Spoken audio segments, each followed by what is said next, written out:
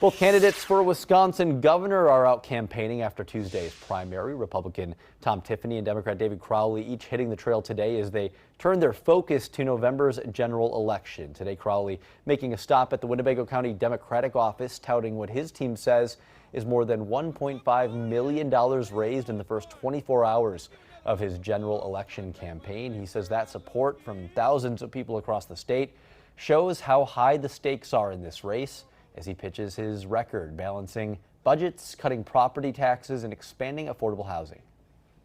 Allow people to lend their voices, their lived experiences to the solutions that are going to work for them and in their community. What I've learned being Milwaukee County executive, representing 19 different municipalities, is that there is no one-size-fits-all solution. We have to tailor all of our solutions to fit each community needs. Crowley is on the road for a 17-stop, 5-day unity tour crisscrossing Wisconsin.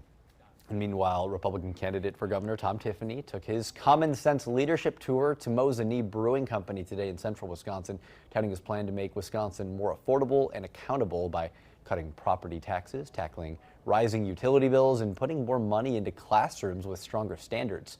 Tiffany says he's running a 72-county campaign and plans to keep this tour going across the state all the way through November.